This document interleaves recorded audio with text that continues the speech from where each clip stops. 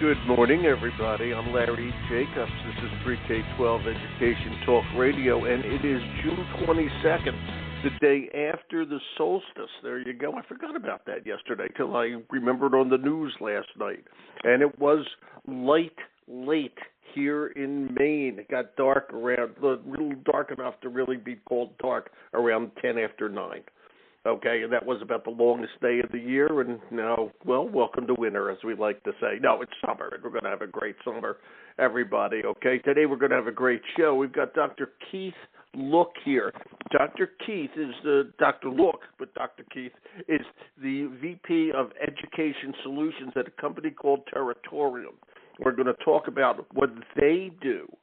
All right, he's a former educator, by the way, what they do generally, and also how they're working with something called the Young People's Project, okay, that helps kids in middle school, okay, develop mathematics skills, okay, because their whole thing is that we need to take a holistic picture of the child, all right, and practical skills may matter as much as, quote, academic skills. And I'm going to let Keith explain that far better than I do. All right, so we're going to have a really nice conversation with him in just a minute. We're going to archive the show at ace-ed.org. Please go over there. Everything is free for educators at ace-ed.org, which is the home website of our American Consortium for Equity in Education. And our magazine is over there, which is called Equity and Access. Just click on the cover and enjoy the newest issue. All right, that's a great issue, by the way. I've got to tell you, our awards, our Excellence in Equity Awards program is up and running. We're accepting nominations now through September. All right, and educators, please, it's free. Go over, nominate yourselves, your colleagues, etc. You'll see all the categories when you go over there. It's really a nice program. We honored a lot of people last year. We'd love to honor you and your colleagues as well. So just click on the awards icon. You'll see exactly what I'm talking about. And, of course, we're going to archive this podcast just as we archive every podcast over at ace-ed.org. So please check out everything we do. We're all about equity here. We really do care, and that's the big reason why I wanted Dr. Keith Look here, okay, because this is an equity program with Territorium. Would you agree, Keith? Absolutely. Good morning. There you go. Good morning to you, sir. Are you down in Kentucky today? Where are you? I am in Kentucky today. There you go. How's the weather in beautiful Kentucky? Actually, we're at 70 degrees today. This is a rare, cool summer day in Kentucky. We're ecstatic. That's great. That's great. You in Louisville? Yes, sir. Good enough. And don't be Southern. You have to call me Larry, not sir. Fair enough, Larry. I will. Oh, there you go, Keith. Okay. Every time I have a guest on from the Mid-South or South, they always call me sir, which is a Southern thing, and it's a beautiful, nice thing. Okay. But for this show, we just love a first name basis. Okay. That'll work. I may drop a y'all in once or twice if that's all right. And you're welcome to do that. Are you from Kentucky, or are you a transplant? No, I'm from Kentucky. Good enough. All right. Good part of the world. I got to tell you, the best bourbon in the world. You're the VP of Education Solutions at Territorium. Just like it sounds, Territorium.com. You're a former educator. Talk about that. Tell us about yourself and tell us about the company. What do you guys do? Sure. So, personally, I have served as an elementary, middle, and high school principal as well as a superintendent. Wow. I've worked districts as large as Philadelphia and from Philadelphia to Appalachia. My home. What did you do in Philadelphia? What did you do in Philadelphia? Goodness, I worked research with the Consortium for Policy Research and Education. I worked with the first Gear Up initiative. As you know, Shaka Fatah out of Philadelphia initiated that effort. And I was principal at West Philadelphia High School. I went to Overbrook, my friend. I went to Overbrook. You're good competitors. I know Overbrook well. I know you do. Right. West Philly used to be, the team name used to be the Speed Boys when I was a kid. Was it still the same thing? Do you remember? It was when I was there, yes. It was the Speed West Boys. Philly Speed Boys, West Philly High. Good enough. Okay, double welcome to the show. Anybody with a connection to Philadelphia is always welcome to the show here, Keith. I got to tell you, principal of West Philly. May I ask what years that was? Around 2000, early 2000s, 2002-ish. Right. It was a whole other story. I was principal 3 different times in the same school year. That's a whole different show. Welcome to Philadelphia schools, okay? You got it. Yeah, believe me. I'll tell you one Yep. thing before we get into this, okay? When I went all through Philadelphia schools, but many, many, many years ago. I graduated Overbrook in 1965. Everybody can do the math, okay? But when I went to school, I had the same superintendent for all 12 years, okay? That's rare. And this is a long time ago now, okay? His name was Dr. Alan Wetter. All right, and he probably was the superintendent of schools back then for probably 25 years, okay, before he retired or whatever, and then somebody else took the job. Right. But the world of education is a different place these days, okay, and you brought up No that doubt. little memory on there. So I'm glad you're bringing your Philly expertise, okay? We can talk about steak sandwiches as well. But your Philly expertise is important to Territorium because I know you're working. So let me go over this. Territorium, and you're going to tell us what they do, works with Young People's Project, an organization that trains high school students from communities struggling with systemic inequality, to be math literacy workers. This is good stuff. Okay, it's Absolutely. really important stuff. So just how'd you link up with Territorium, and what do they do? Just go over the generic Territorium. Right. So Territorium, generically, we're going to move folks from education to work and work to education based upon competency and skill identification and development. We are looking to discern more directly the exact skills, abilities, competencies, badges, credentials, that family, that are necessary for an individual to achieve and attain in order to maintain and expand their own right of self-determination, to make sure that they have the information that they need to continue to ascend through whatever career pathway that they are pursuing. And that, of course, starts in K-12 and continues after K-12, whether it's higher education, employment, military, or service. And oftentimes, once we reach those stages, there's a need to circle back and pick up the additional skills and abilities in order to continue to promote or take different pathways or work in that direction. The key with this is actually what started for me at West Philadelphia High School. When I was there, it was a struggling environment. We had an automotive academy, and the automotive academy defeated MIT on an annual basis in the hybrid car competition. PBS has done huge specials on this. This is real. Wow. But the problem is that that kind of work doesn't show up on a transcript. Doesn't show up in your C+ in auto body or your B+ in algebra 2. We were missing from many of our students the true skills and abilities and competencies that they possessed in order to be able to translate those into post-secondary pathways. Same thing happens to me when I'm in Kentucky and my students are earning pilot's licenses before they earn their driver's licenses. All sorts of experiences that occur within and beyond the classroom that often don't show up because we haven't distilled our coursework into the skills and competence, which I'm sure we'll talk about more. We are going to talk about it in detail. Yeah, go ahead. Keep going. In relation to YPP, the Young People's Project, it is the history of the program is really pretty amazing. So Maisha Moses is the CEO of the Young People's Project. She is the daughter of Bob Moses, who led the Algebra Project out of Mississippi, who was also one of the original founders and organizers of the Student Nonviolent Coordinating Committee. Any good civil rights movie story history you will read if you're not already familiar with Bob Moses. So she comes from a very deep and powerful lineage of issues of equity and social justice.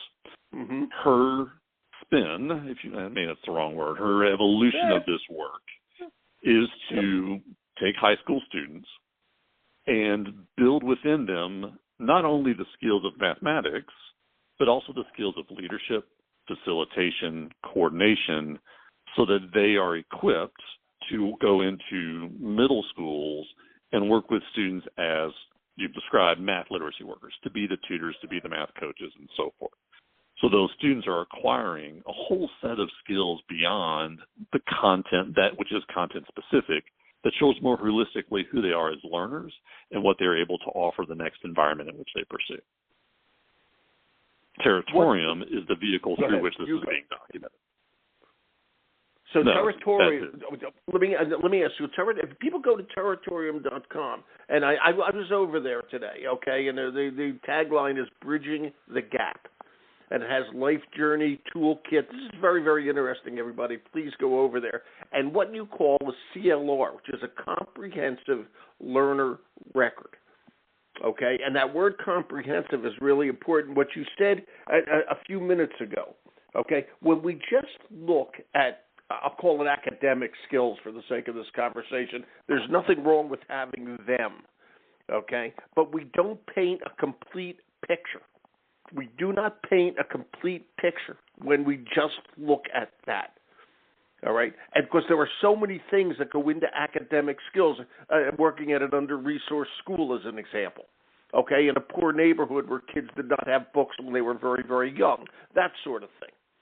All right, and so we have to paint the complete picture. If I may, Territorium seems to be a company that wants to not only help the kids build it, but actually put it and hold a place for it.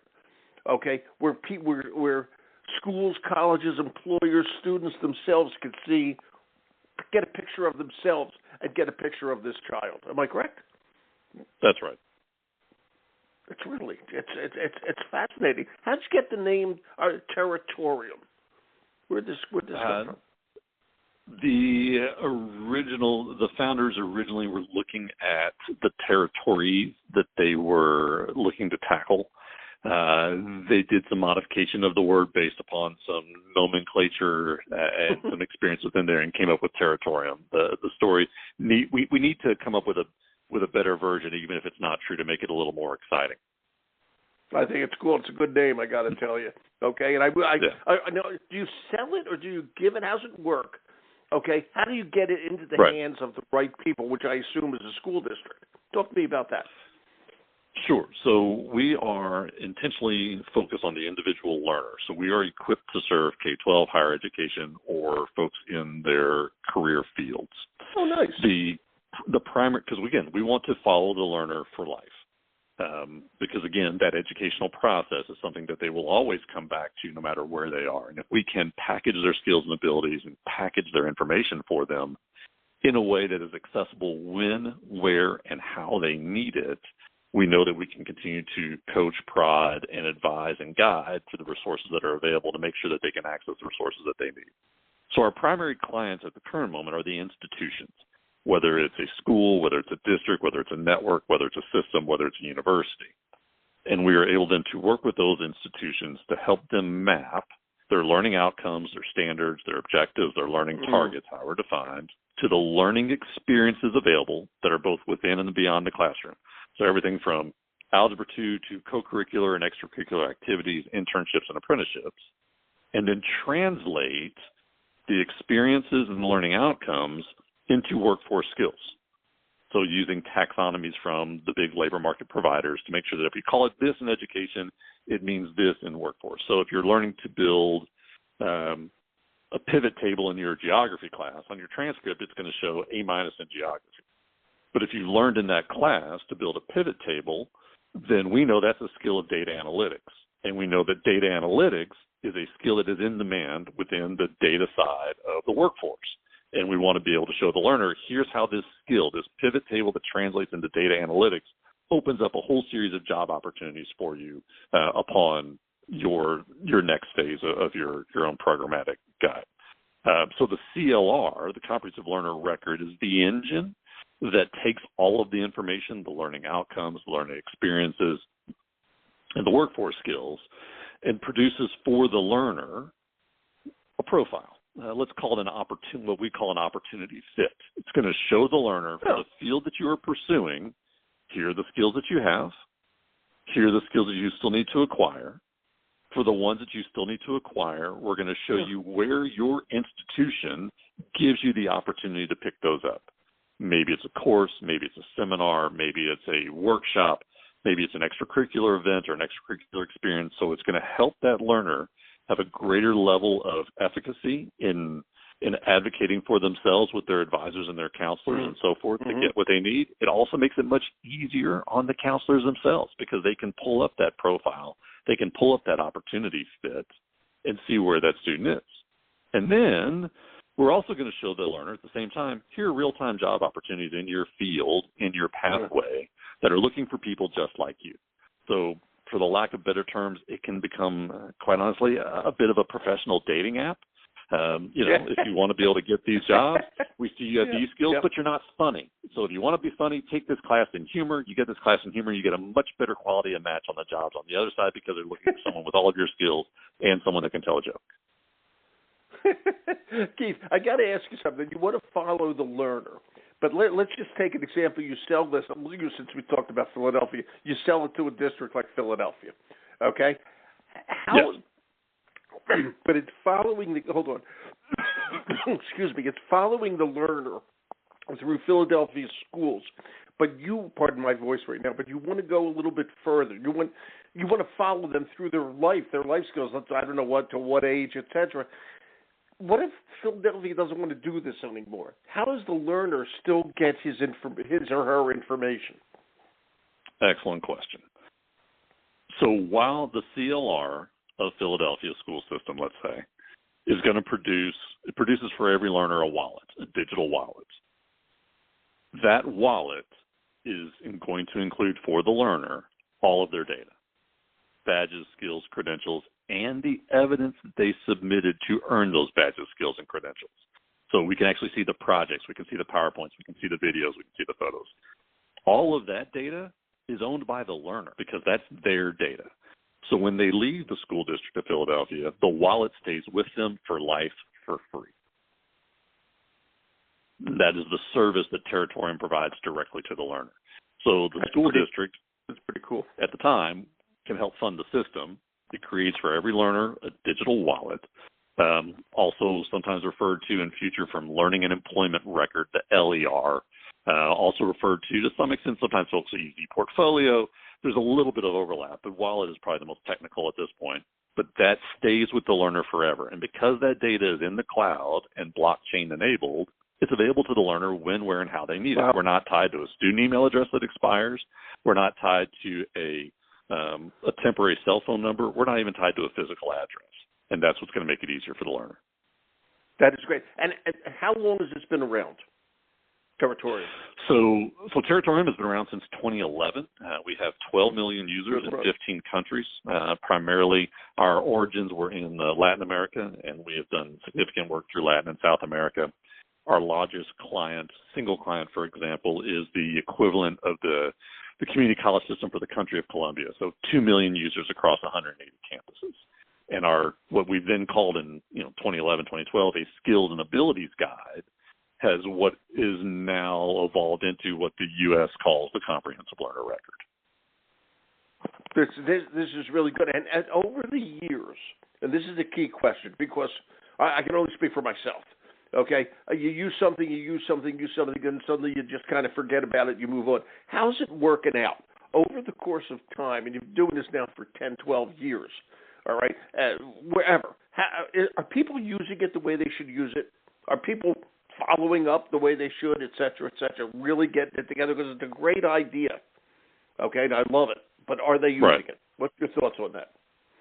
Yes, we have seen, for example, like countries of Colombia and places that we do a great deal of work in Mexico as well, where the employment rates in specific industries have grown exponentially based upon the linkages that we've been able to provide between the training institutions and those pathways. Excellent. And that's a key question as far as I'm concerned. I have another point to make here. There's a big move these days, and I like this. Okay, I'm not going to say away from higher education, but more to skills learning. And I'll sum it up in one word: we need plumbers. All right, one word, one sentence: we need plumbers. All right, the skills people need to do well. Okay, and into the trades and all that sort of thing. There's I don't know whether to call it a movement away from pure academia, but you know where I'm going with all this. And I think this is important for that. Okay, talk to me how you feel about that. I like the fact that it applies to both sides of that equation. Yes, there is a movement towards skills and abilities. We see this in competency-based education. We see this even in institutions of higher education that are adopting more skills-based criteria or skills-based identification even within their syllabi. And we see this within the trades unions as well, right? There's a very specific path of skills and abilities to become an electrician, from, I don't even know the right order, but from linesman to journeyman and so forth. Yeah. And being able to track all of those pieces to be able to show someone that's explicit pathway for them to be able to see the on-roads and off-roads, to be able to know when to engage to fit the quality of their life is what matters. Look, from the higher education, our post-secondary world, the person we used to call the non-traditional learner, the one that wasn't taking a direct linear path from start to finish, has really become much more the traditional learner. And so we need these vehicles that better serve folks that for any series of family, of conditions, of income, and so forth, to make sure that it is more asset-based and that, hey, you do this for 2 courses, you get this advancement. You do this for 3, this pathway. Here's the smaller chunks. Because right now we have a system of delayed gratification. There's very little ascribed value to your K-12 education until you earn your diploma.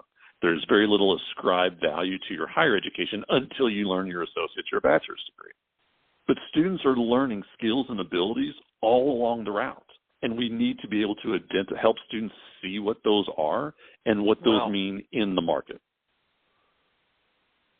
That is an absolutely great point. It's true. We wait till the end to evaluate, so to speak, as a society. But meanwhile, there's even the student who drops out if a student drops out in 10th grade for whatever series of difficult reasons, doesn't mean that they've learned nothing. And we need to help that student in the same way see what they have to offer so that they can be an effective member and contributing member of society. Yeah, and God forbid they learn nothing. It doesn't say much for the profession if they learn nothing. Okay, that's right. They learned something. We know right. We got to take advantage of that. And as I always say, the K-12 system was set up a long time ago. All right, and we kept it that way for a long time. But we need to look at shifting that. Okay, there are priorities changing in America. The way we look at education has changed. I don't know how long you've been in the business, but what's the big change that you see since you got in to now? Okay, and I think that's part and parcel of what you do every day here. Okay, you see a change in education. Talk about that, Keith. So historically we can go back. So every 100 years there's a reevaluation of the last 2 years of high school. So 1896, the Committee of 10, led by Harvard, looked at the last 2 years, which led more to the life outcomes-based education. What is it we can make sure students know and are able to do in much more tangible ways, and how do we push oftentimes college-level content in the last 2 years? We've seen the same evolution. We didn't, let's say, make a huge jump in time to the 1983 Ronald Reagan A Nation at Risk polemic report that said if the current system of public education was imposed upon the U.S., it would be by a foreign power, it'd be considered an act of war. And that's what launched in standards-based education, new American schools, and then we eventually got into, No Child Left Behind, where we finally started paying attention to subgroups that, we can lots of ways to criticize NCLB, but the data systems caught up in ways that like, your overall average is this, but you're missing out on some key kids that really deserve an education as well. Mm-hmm. And then you see that evolve into, the college and career readiness. Which is now, and we say that, and there still is, I think, very subtle debate as to whether people mean it or to what extent that is truly considered equivalent. So the next phase of this that I think helps blend all of these pieces together, and we look at this natural evolution, and we look at how we're rediscussing what those last 2 years of high school is to be, is in fact around those skills and abilities that are developed and applied both within core content classes, within elective classes, within CTE classes, that better represent the entirety of the learner, because that learner takes with them their whole self to their next opportunity, whether it's at a job, whether it's to service, whether it's to military, or whether it's to higher education. Their whole self is going to come with them. And we need to make sure that whole self, from very defined, discrete academic skills, goes right alongside the skills of leadership and problem solving and data analysis and collaboration. With all that said, okay, have there been enough changes in the way teachers are educated to become teachers to accommodate the world we live in today, in your opinion, Keith? That's a big question. There is no doubt. There is no doubt there are institutions that are providing that sort of cutting edge experience for teacher training. But it's a slow moving industry. Sometimes for good reasons, for the safety of those involved. But we need for all of it to be in alignment. We need for accreditors to look to see these things as well.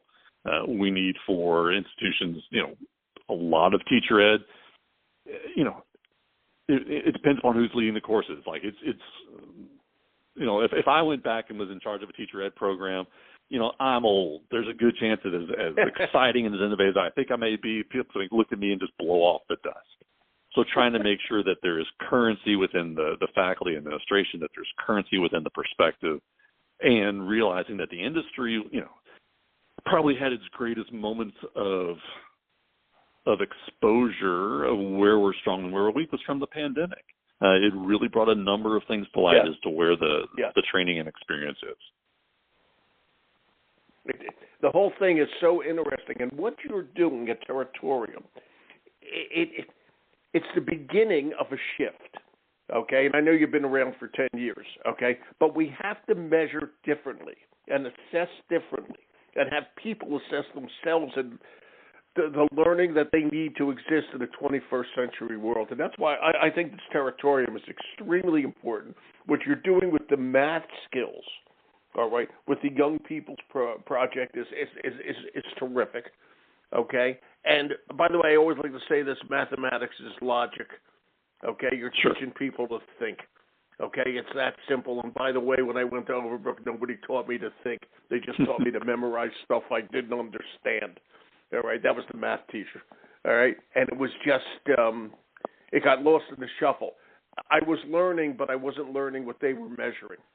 And that's right. That's the difference. It's that simple. Keith, thank you for being here today. I appreciate it. It's very good to meet you. Former principal of West Philly High. I can't believe it. Wow, my old neighborhood. What can I tell you? Thanks, Keith. All right, we'll get a hoagie sometime soon.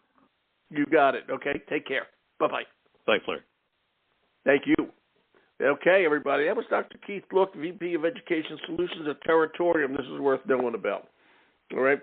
Check it out. Okay, Territorium, just like it sounds, .com. We'll archive at ace-ed.org. I'm Larry Jacobs.